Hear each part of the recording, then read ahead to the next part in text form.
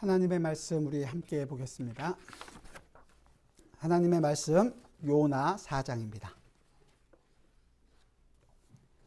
요나 4장 1절에서 4절의 말씀입니다.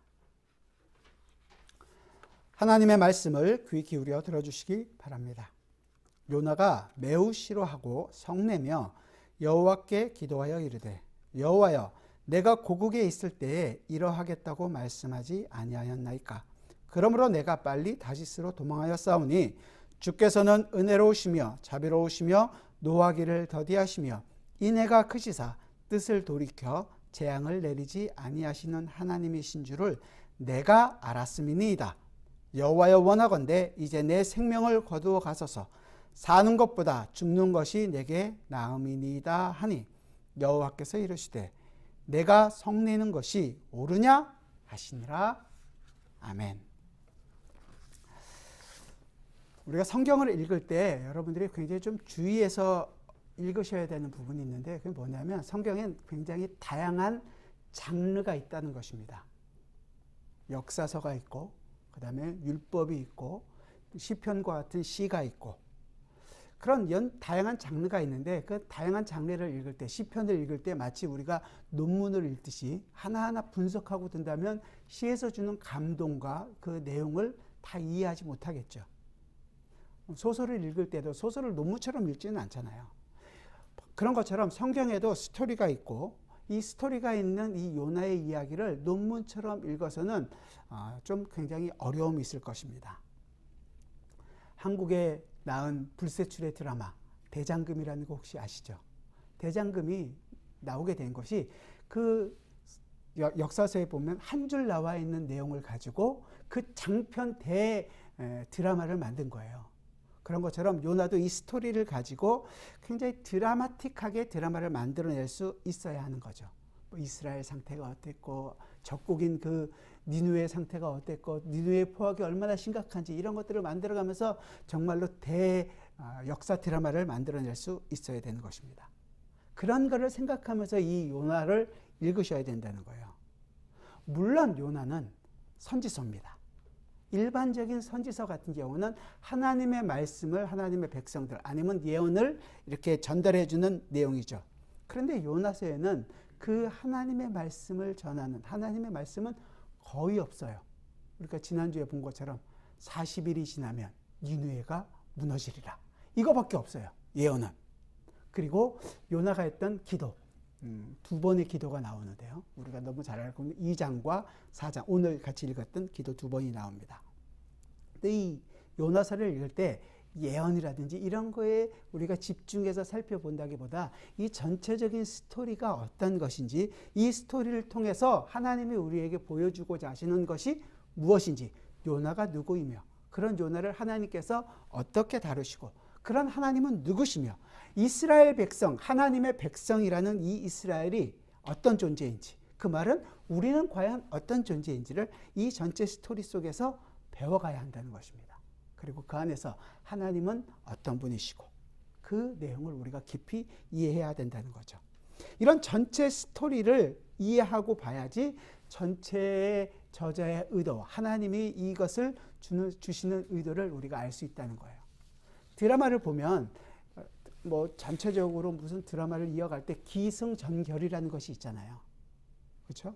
그럴 때 뭐 처음부터 결론을 생각하고 그렇게 가는 건 물론 있겠지만 대부분 있는 것처럼 이제 지금 요나서가 4장에 왔다는 것은 마지막 끝나는 부분이잖아요. 끝나는 부분은 이것이 이제 클라이막스에 다다랐다는 거예요.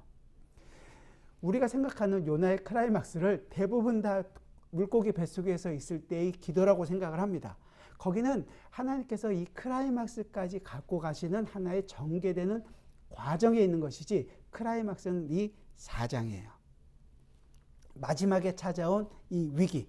드라마에서도 그러잖아요. 드라마 얘기를 굉장히 많이 하게 되는데 마지막 주인공에게 찾아온 위기를 어떻게 해요?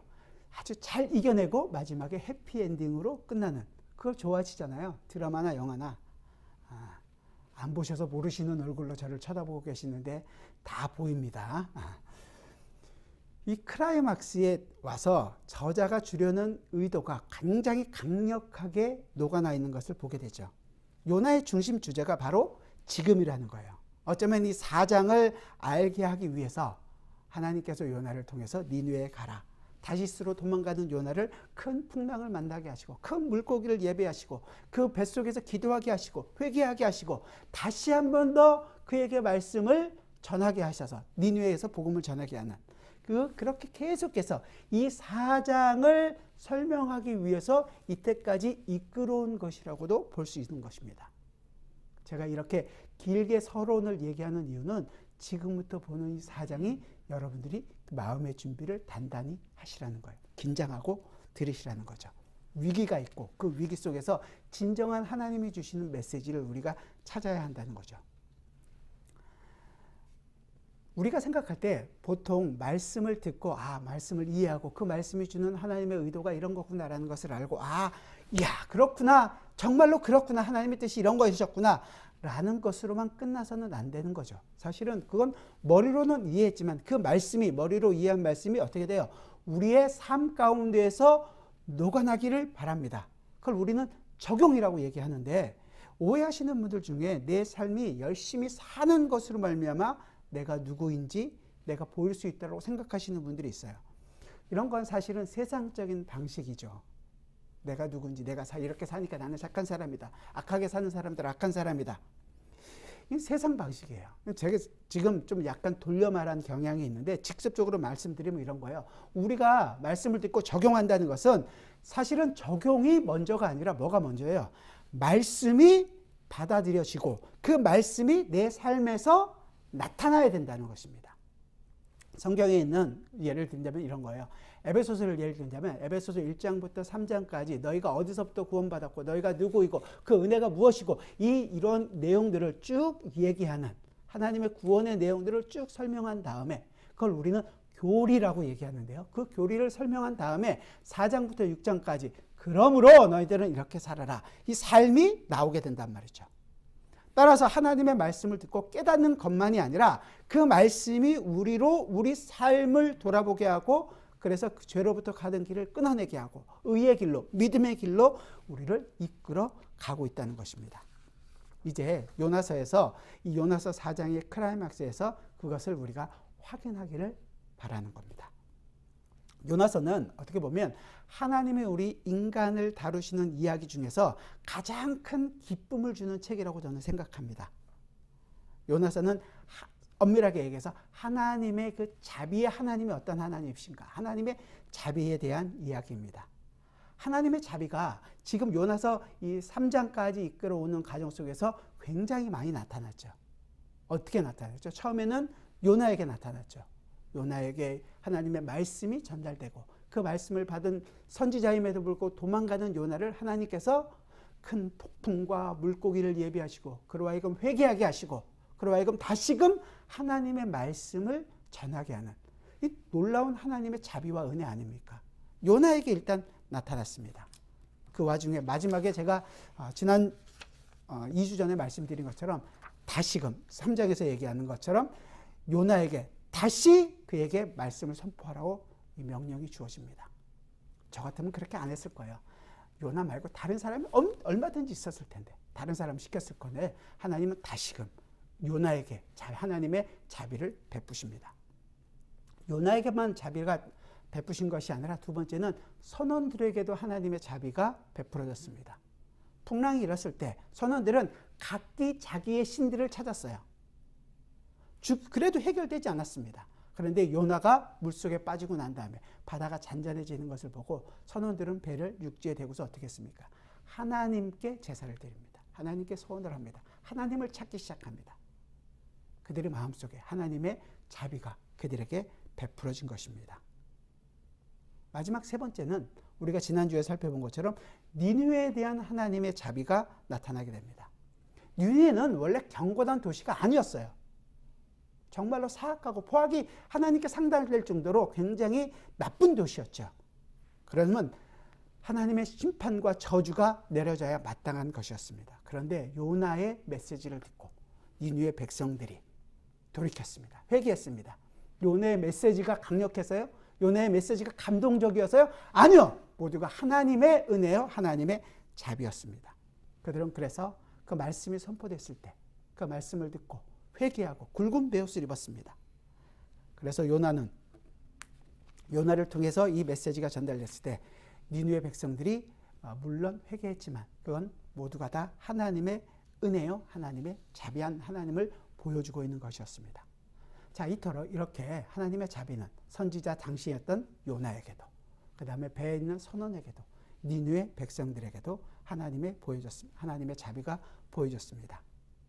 그랬다면 당연히 그것을 보면서 선지자인 요나는 하나님 감사합니다. 하나님은 우리가 아까 읽은 찬양처럼 하나님은 이 땅에 높이 받으시기에 영광 받으시기에 합당하신 분입니다.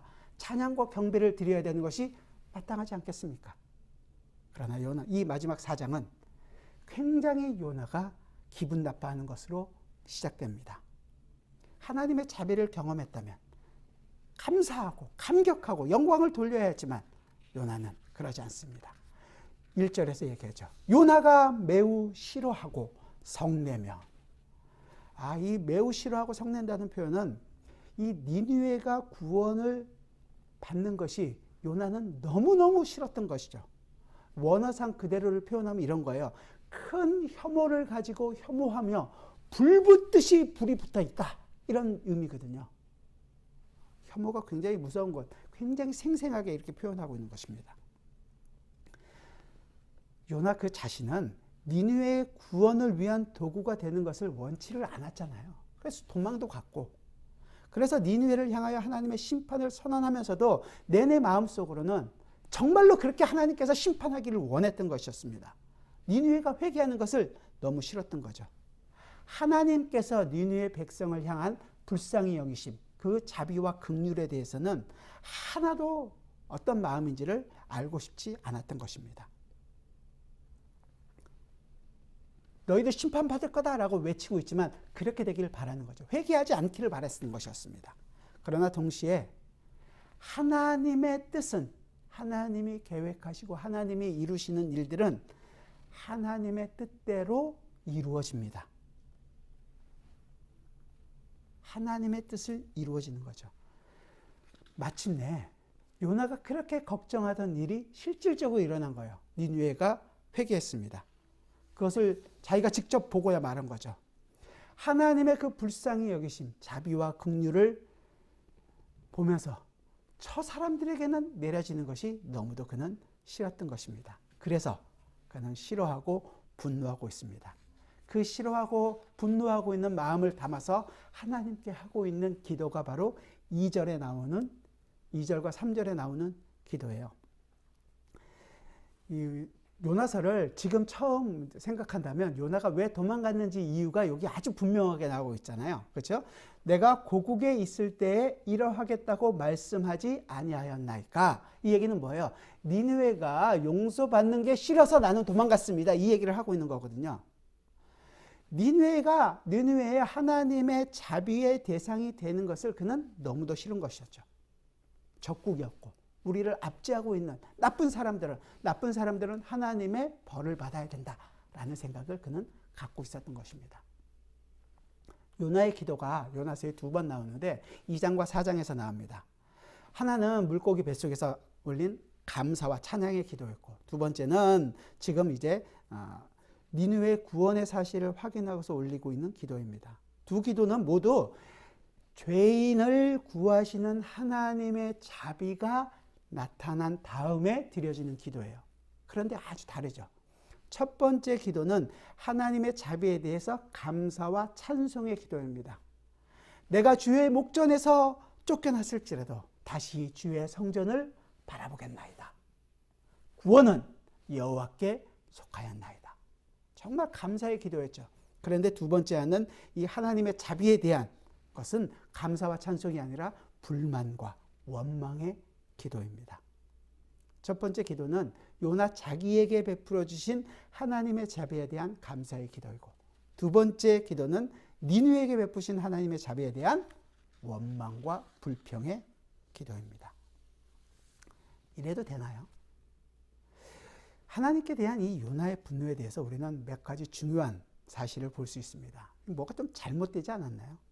첫째로 우리는 우리가 볼 수 있는 것은 그는 지금 자신을 하나님의 관점과 자신의 관점에서 정당화하려고 지금 하고 있습니다. 처음에 그는 자기가 했던 불순종을 정당화하려고 하고 있는 거예요. 내가 이렇게 도망갔던 이유가 이럴까 봐서 아니에요. 하나님. 이렇게 될 거니까 내가 다시스로 도망간 겁니다. 그러니까 내가 도망간 행동이 뭐예요? 옳지 않습니까? 하나님이 니느웨를 구원하시고 니느웨가 회개하는 건 잘못된 것입니다. 라고 얘기하는 거죠. 하나님 니느웨에 대해서 심판을 줘야지 왜 회개하게 하십니까? 하나님을 하나님께서 구원하시는 것은 하나님의 백성, 우리 이스라엘이어야 하지 않습니까? 그런데 왜 니느웨입니까? 이방인들, 저 죄인들, 이스라엘을 억압하고 압제하는 민족을 하나님께서 심판하셔야 마땅하지 않겠습니까? 요나만 그런가요? 우리는 어떤가요? 우리도 우리가 원하고 우리가 바라는 일들이 있습니다. 그렇게 하면서도 바라는 일이 안 되면 어떻게 해요? 하나님을 원망합니다. 우리가 언제 하나님께 말씀대로 온전히 다 순종하고 산 적 있나요?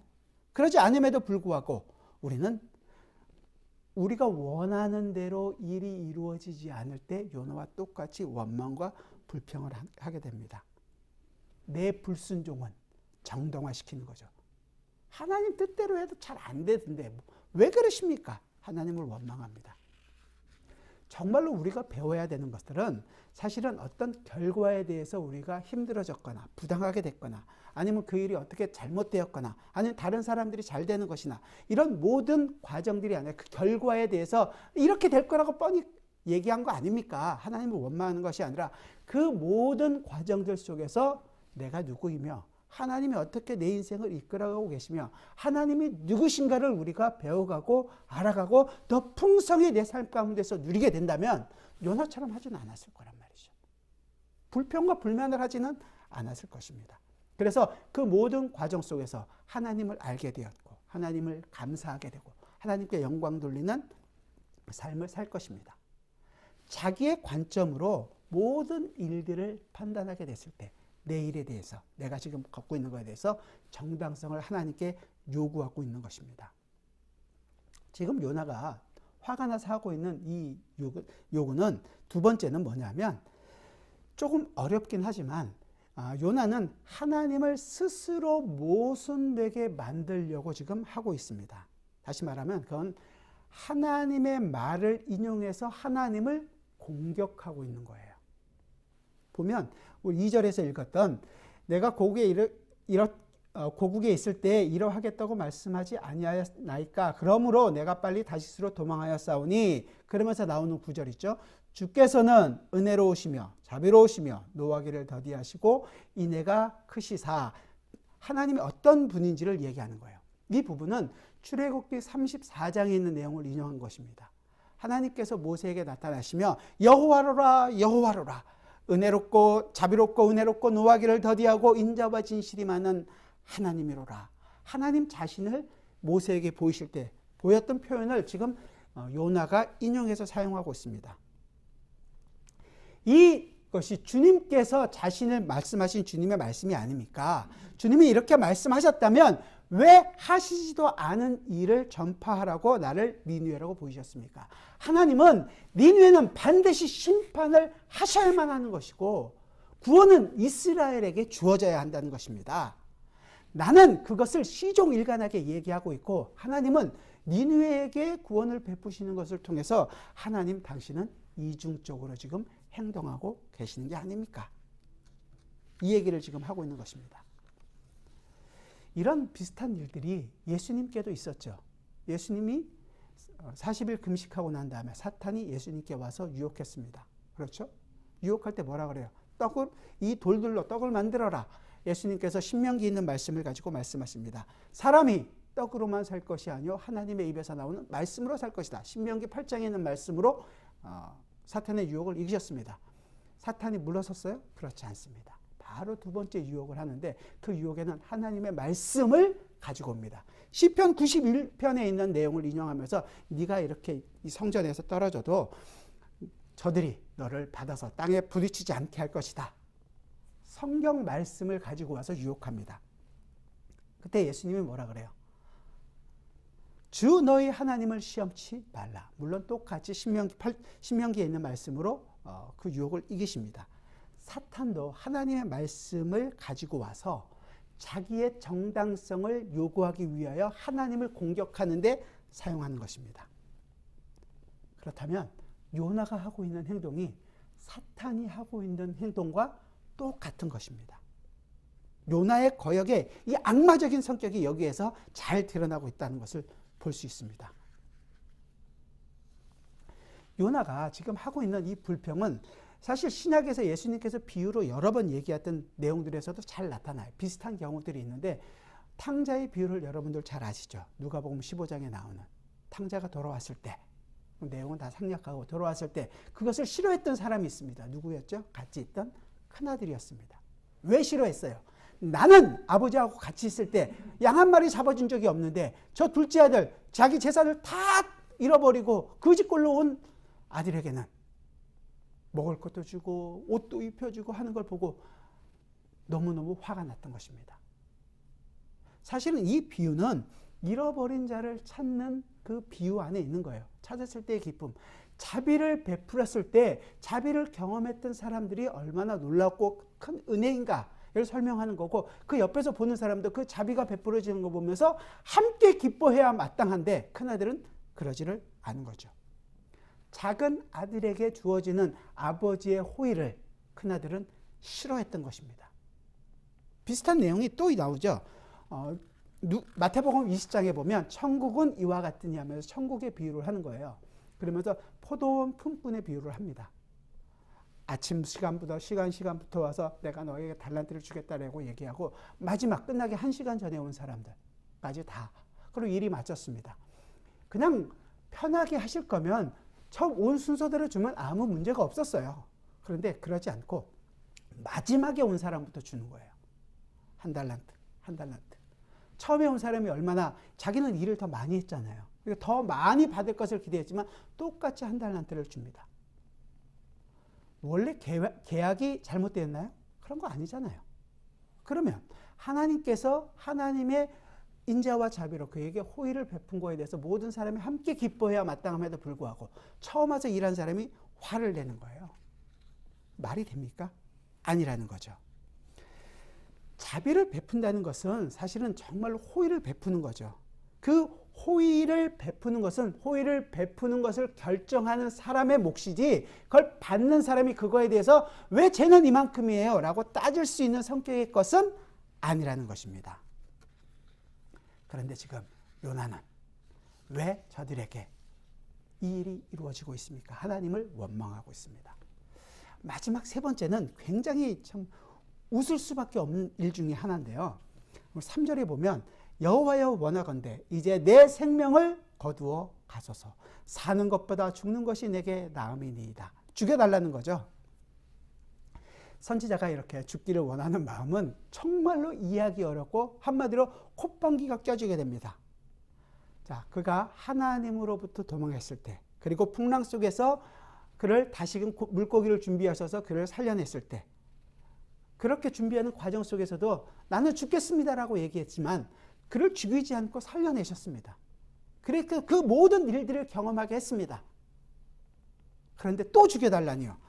이건 정말 요나가 몰라도 너무 모르는 거 아닙니까?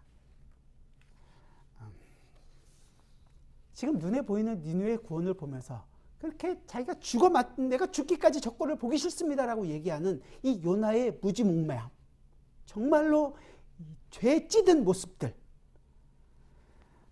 제가 하나님이었다면 그럴 일은 없겠지만 정말로 넌 안 되겠구나 라는 생각이 들 텐데 하나님은 그러지 않고 또 얘기하고 또 말씀하십니다. 성경에 보면 죽기를 구하는 사람들이 요나 말고도 여럿 있습니다. 모세가 있었어요. 민수기 15장에 보면 아침마다 만나를 주시잖아요. 만나만 먹으니까 이스라엘 백성들이 우리가 저 애굽 땅에 있을 때 고기 먹고 후추 뿌려 먹고 했던 것이 더 그립다. 그 내용을 보고 바로 아침에 만나로 배 채운 사람들이 하나님을 불평하는 보면서 모세가 민수기 11장 15절에서 얘기하는 거예요. 내가 죽기를 구합니다. 저 인간을 내가 볼 수가 없습니다. 나의 이 공고함을 난 너무 피곤하니까 주님 나를 데려가 주십시오. 보세요. 하나님께서 오늘도 만나를 내려주신 하나님의 자비가 있던 다음이었어요. 은혜가 있었던 다음에 모세는 죽기를 구합니다. 뿐만 아니죠. 또 죽기를 구한 아주 유명한 사람이 한 명 더 있습니다. 엘리야가 있었죠. 엘리야는 언제 죽기를 구했느냐. 850명 바알과 아세라의 그 선지자들을 다 쳐 죽이고 보부도 당당하게 아합 왕보다 먼저 앞에서 열심히 달려서 예루살렘으로 들어왔습니다. 그랬을 때 어떻게 됐을까요? 이사벨이 자기를 죽인다는 소문을 듣고 주여 내 생명이 좋가오니 나를 이제 죽여주십시오. 하나님의 놀라운 권능과 하나님의 은혜를 경험한 다음에 바로 그는 죽기를 구하는 것입니다. 엘리야가 도망하고 죽기를 구하는 것이 그냥 힘들어서가 아니라 이렇게 해도 아무런 소득이 없구나. 근데 이사벨이 나를 죽여야 되면 내가 죽을 수밖에 없는 것이구나 라는 생각 때문일지 모르겠습니다. 물론 모세도 마찬가지죠. 자기가 하고 있는 사역이 아무 힘이 없구나라는 생각이 들었을지도 모르겠습니다. 요나는 어떤가요? 요나는 왜 죽기를 구하나요? 하나님의 놀라운 그 니느웨에 뿌려진 베풀어 주신 그 자비를 경험하면서도 죽기를 구하고 있습니다. 요나만 그런가요? 우리도 하나님의 매일매일 뿌려지는 놀라운 은혜를 한량없는 자비하심을 경험하며 살고 있지 않습니다. 그럼에도 불구하고 우리도 주님 빨리 나를 데려가시면 얼마나 좋겠습니까? 아우 이 구질구질한 이 세상에서 더 이상 살고 싶지 않습니다. 매일 우리는 주님께서 베풀어 주신 만나를 먹고 매일 우리는 850명 이 세상에 향하여 우리를 향하여 공격하고 있는 많은 적들을 향하여 하나님께서 인류를 다 죽여버리시는 그것들을 경험하면서도 하나님께 영광과 하나님께 경배를 드려 마땅한데도 그러질 못합니다. 오히려 우리는 죽기를 구합니다. 이 사탄의 유혹 정말로 우리 인생의 전방위적이고 모든 부분에서 굉장히 철저하고 집요하게 우리를 공격하고 있다는 것을 보게 됩니다. 그럼 여기서 우리는 질문을 하나 해야 되는 것이 마땅하겠죠. 요나에게는 우리에게는 과연 이 일들이 무엇이 잘못되어 있단 말인가? 그는 당연히 하나님께서 베풀어 주신 자비를 보면서 기뻐해야 함에도 불구하고 기뻐하지 않습니다. 자기 자신에게 주어진 자기 자신이 경험한 그 은혜를 알면서도 하나님의 은혜에 대해서는 또 원망하고 하나님의 분노와 하나님의 공의가 니느웨에 임하고 그들을 심판하기를 원하고 있습니다. 요나의 분노는 무엇이 잘못되었을까요? 첫째, 요나의 잘못은 그가 아직도 하나님의 뜻에 화합하지 못하고 있다는 것에 있습니다. 하나님이 하라고 하신 일을 그는 정확하게 이해하고 있지 못하다는 거예요. 아직도 니느웨는 심판받아 마땅한 사람이다. 구원은 이스라엘 백성에게만 주어져야 한다라고 생각하고 있는 겁니다. 우리에게도 하나님께 우리도 순종하고 있으면 우리는 그래도 괜찮고 하나님께서 나에게 복을 주셔야 한다고 생각하는 거죠. 내가 생각해 놓은 내 표준이 있고 하나님은 그 표준에 나를 항상 맞춰 주어야 한다고 생각하는 것입니다. 하나님의 뜻에 온전히 내가 순종하고 있지 못한 것이고 하나님의 뜻을 온전히 받아들이고 있지 못하다는 것입니다. 두 번째 요나의 잘못은 뭐냐면 요나는 그에게 주신 하나님의 자비를 하나님께서 자기에게 베풀어 주신 그 은혜와 자비를 잊고 있는 것입니다. 아니 어떻게 그렇게 금방 잊을 수 있습니까? 처음에 말씀드린 것처럼 자기가 가지고 있는 그 생각 안에 있을 때 하나님께서 베풀어 주신 자비는 금방 잊어버립니다. 그는 하나님의 은혜로 다시 명령을 받아 하나님의 말씀을 선포하고 있습니다. 그런데 그는 그 은혜를 잊어버리는 거죠. 우리가 좀 전에 살펴봤던 것처럼 탕자의 형처럼 아니면 품꾼들처럼 처음에 와서 일했던 포도원 품꾼들처럼 그 자기에게 베풀어 주신 그 주인의 은혜 아버지의 사랑과 자비는 잊어버린 것입니다. 요나의 분노가 잘못된 세 번째는 뭐냐면 그가 생각한 것만큼 하나님을 모르고 있었다는 데 있습니다. 물론 그는 자신의 하나님에 대한 지식에 대해서 자부하고 있었을 것입니다. 이스라엘 백성이잖아요. 그리고 그는 선지자였습니다. 율법에 능통했고 모든 하나님의 말씀을 알고 있었고 그만큼 자신은 하나님을 알고 있다고 생각했을 것입니다.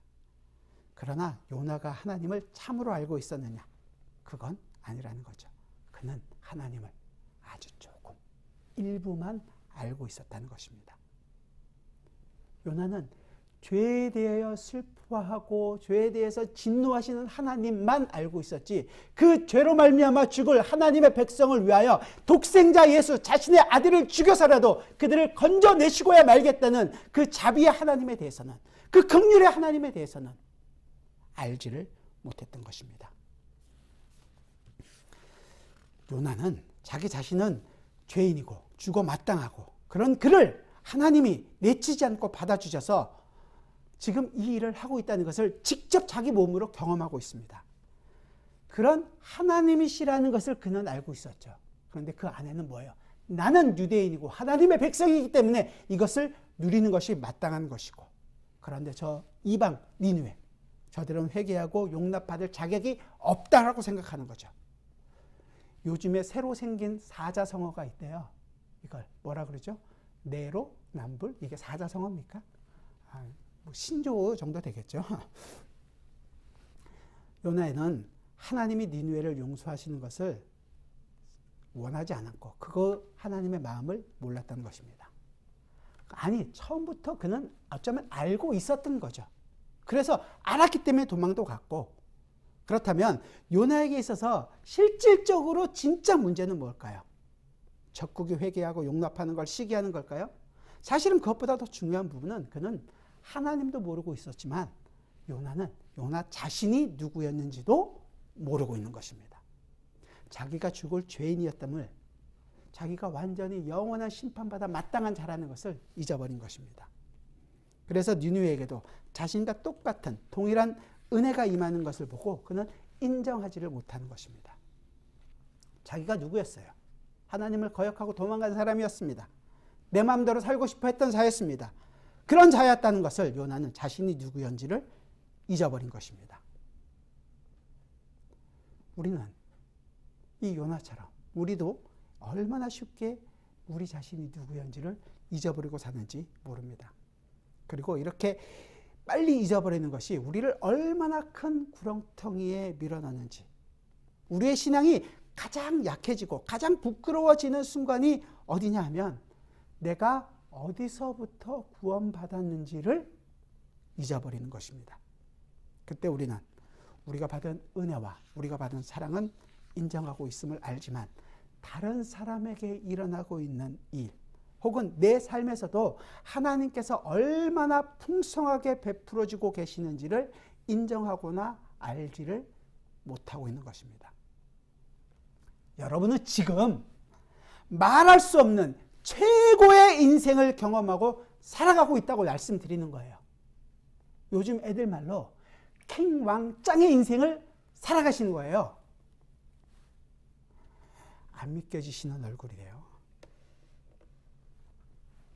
조금 더 편하고 조금 더 많이 조금 더 좋고 그걸 원하십니까? 아이고 목사님 모르시는 소리 하지 마세요. 제가 아침에 눈을 뜰 때마다 무슨 고민을 하고 눈을 뜨는지 아십니까? 그저 죽지 못해서 이거 안 하면 큰일 나니까 먹고 살려고 일을 나갑니다. 근심 걱정으로 정말로 아침에 일어나면 머리가 한 움큼씩 빠집니다. 애들 걱정에 뭐 사업 걱정에 이런 일들이 너무 많죠. 여러분이 누구였는지 하나님의 은혜를 알기 전에 여러분이 도대체 어떤 존재였는지 어디서부터 나온 자질이었는지 한 번만 더 기억해 주십시오. 여러분이 하나님께 무릎을 꿇고 기도할 때마다 기억해 주십시오. 내가 과연 누구였는지 내가 어디서부터 구원을 받았는지 기억해 주세요. 그리고 지금 내가 가진 것들이 얼마나 놀라운 하나님의 은혜와 하나님의 자비의 선물인지를 제발 좀 생각해 주시길 바랍니다. 아무것도 없었는데 그래도 지금은 집도 있고 차도 있고 가족도 있고 뭐 이런 거 말고요. 물론 이것도 하나님께 감사할 조건이기는 하지만 그보다 더 근본적인 건 말이죠. 내가 내 인생을 내 혼자 방황하고 내 힘으로 살려고 그렇게 했지만 살 수 없었고 고통과 고독 속에서 죽을 수밖에 없는 나의 인생 가운데 예수님께서 찾아와 주시고 나와 함께 하시며 영원히 나와 함께 하시는 내 인생의 주의가 되시고 모든 것이 내 것으로부터 부어지고 있는 가장 친한 친구이며 가장 좋은 사랑하는 나의 아버지이시며 나의 신랑이며 나의 영원한 주님 되시는 하나님, 그분이 오늘도 여러분과 함께 계시다는 사실을 기억해 주십시오. 그리고 그분 앞으로 나아오십시오. 이 요나의 요구에 대해서 하나님은 한마디로 말씀하십니다. 우리 4절 같이 한번 볼까요? 본문 4절입니다. 같이 읽어보겠습니다. 시작. 여호와께서 이르시되 내가 성내는 것이 옳으냐 하시니라. 야, 복잡한 상황에 대해서 정말 간명한 말 한마디가 최선의 말이 될 때가 있죠. 요나는 이미 하나님의 행위가 하나님께서 이루고 계시는 이 모든 일들이 하나님의 뜻이 무엇인지를 이해하고 분명히 보았습니다. 그럼에도 불구하고 요나의 생각이 고쳐지지 않죠. 요나는 지금 어둠입니다. 아직도 어두워 있어요. 은혜를 경험했음에도 불구하고 어둠 가운데 있고 죄를 향하는 마음을 떨치지 못하고 있습니다. 거기에 대해서 하나님은 간단하게 한마디 말씀하시는 거죠. 네가 옳지 않다. 요나의 생각이 잘못되었다는 것을 하나님은 이제 시청각 교제를 통해서 요나에게 이야기해 주십니다. 이 요나뿐만 아니라 우리의 무지를 바로잡으시는 하나님의 자비는 오늘뿐만 아니라 다음 주에도 계속됩니다. 기도하겠습니다. 사랑하는 주님, 우리는 요나처럼 하나님의 자비를 나만 받아 누리는 것이 마땅하다. 하나님의 백성만, 우리만 받는 것이 마땅하다고 생각합니다. 저 세상 사람들, 악한 사람들에게 주어지는 것을 보면 왜 저들에게는요? 왜 저 사람들은 하나님의 심판이 임해야 되지 않습니까? 라고 하나님의 긍휼과 자비의 손길을 우리는 이해하지 못합니다. 주여 우리를 불쌍히 여겨 주옵소서. 우리가 어디서부터 구원을 받았는지, 우리가 어떤 존재였는지, 죄와 사망으로부터 영원히 죽어있던 우리를 건지신 하나님의 은혜를 주여 우리로 하여금 기억하게 하여 주옵소서. 그래요. 그 죄 가운데 있는 다른 사람들에게 하나님의 긍휼과 자비가 쏟아지는 것을 볼 때 하나님 감사합니다. 하나님께 영광을 돌릴 수 있는 그 믿음의 눈을 우리에게 허락하여 주옵소서. 그러기에 우리의 모든 인생 속에서 나타나고 있는 하나님의 긍휼과 자비를 주님 우리가 알기를 원합니다. 매 순간 경험하기를 원합니다. 매 순간 누리기를 원합니다. 매 순간 그리하여 주님께 감사하기를 원합니다. 힘들고 어렵고 정말로 죽을 것 같은 우리의 인생이지만 주님이 나의 아버지이시고 주님이 나의 친구이시며 주님이 나의 구원자 되신다는 것을 알기에 그 주님만을 의지하여 주님 앞에 나아가는 저희 모두가 되게 하여 주옵소서. 예수 그리스도의 이름으로 기도드리옵나이다.